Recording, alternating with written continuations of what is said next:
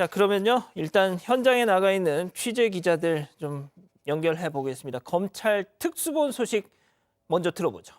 자, 오늘 검찰이 여인영 방첩사령관에 대한 구속영장을 청구했습니다. 현직 군인에 대한 첫 피의자 신병 확보에 나선 건데, 자, 검찰 특수본에 제출된 방첩사 타임테이블 문건을 저희 취재진이 확인해 보니 비상계엄 당시 군 내부에서 고민한 흔적들이 남아 있었습니다. 자, 현장에 나가 있는 기자 연결해서 내용 들어보죠.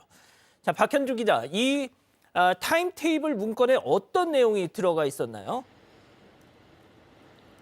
네, 검찰은 정성우 방책사령부 1차장을 두 차례 불러서 조사를 했는데요. 정 차장은 오늘 조사에서 5쪽짜리 타임테이블을 제출을 했습니다. 여기에는 비상계엄 선포 당시에 그 상황과 여사령관의 지시사항이 구체적으로 담겨 있는데요. 여사령관은 지난 3일 밤 11시 55분쯤 전화를 해서 성관이 전산실 출입 통제를 지시하고 또 868 부대 경비 요원들을 국회로 이동시키는 게 가능하냐 물었다고 적혀 있습니다. 868 부대는 대통령 경호를 담당하는 방첩사 경호 인력 산하 부대입니다.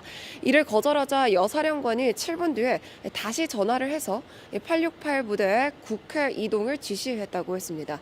당시는 계엄군이 국회 경내로 진입하던 시점이었는데요. 자정을 30분 넘기곤 방첩사에서 여사령관의 명령에 대한 위법성 토의도 열었던 것으로 나타났습니다. 여기엔 성관이 서버 복제와 불가시 탈취하려는 이 명령에 대한 법적 검토가 포함되어 있었습니다.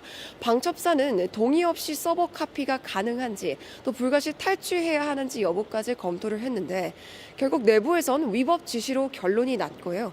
이 비상계엄이 해제된 뒤 계엄군은 이 성관이 통제를 해제하고 철수했습니다.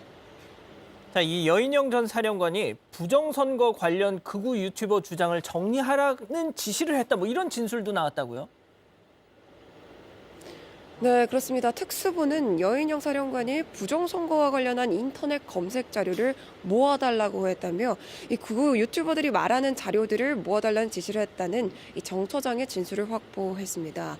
앞서 윤 대통령이 4차 대국민 담화에서 이 선관위 전산 시스템으로 인해 이 부정선거 의혹을 제기한 건 극우 유튜버들의 주장에 동조한 것이란 지적이 나왔는데요.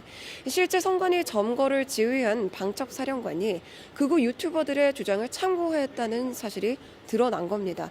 정 처장은 또 계엄 해제 이후에 여사령관이 오해 살 만한 자료들은 정리하라고 지시했다는 진술을 한 것으로 알려집니다. 자, 이 여인영 전 사령관 영장, 거기에 어떤 내용들이 좀 담겨 있습니까? 네, 일단 검찰이 청구한 여사령관의 구속영장 청구서는 총 12쪽입니다. 윤석열 대통령과 관련해서 이 위헌적인 포고령 1호를 발령했다고 적었는데 또 이뿐만 아니라 국회와 중앙선거관리위원회를 점거하는 과정이 위법했다고 적었습니다.